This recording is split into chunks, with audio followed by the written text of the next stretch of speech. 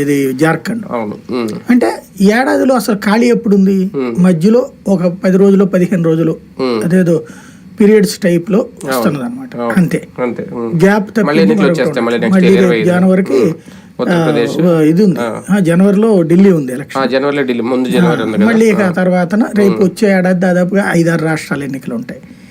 ఇట్లా ఏడాది పొడవునా ఎన్నికలు ఉంటే ఇప్పుడు ఓ ప్రధానమంత్రి అడ్మినిస్ట్రేషన్ యాక్టివిటీ మీద దృష్టి పెట్టాలా? అధికార పక్షం అడ్మినిస్ట్రేషన్ చేయాలా, రాజకీయం చేయాలా? రాజకీయం చేయకుండా ఒట్టి అడ్మినిస్ట్రేషన్ చేస్తానంటే ఈ రాష్ట్రాలను కొట్టుకుపోతాయి.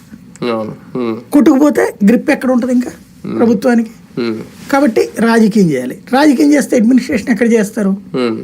ప్లస్ ఖర్చు పరంగా చూస్తే తడిసి మోపిడు. ఇప్పుడు ఒక ఇల్లు కట్టుకునేటప్పుడు కింద ఫ్లోర్ అంటే ఒక ఫ్లోర్ కట్టుకునేటప్పుడు 25 లక్షలు వేస్తాడు, రెండో ఫ్లోర్కి 15 లక్షలు వేస్తాడు, ఆ పై ఫ్లోర్కి 10 లక్షలు వేస్తాడు. మొత్తం కలిపితే 45 లక్షల్లో 2 అంతస్తులు ఇల్లు వస్తుంది. అదే ఇండివిజువల్గా ఒకటి అనేటప్పటికి 25 లక్షలు పడుతుంది. అంటే ఖర్చు 4 కలిసినప్పుడు తగ్గుతుంది మనకి.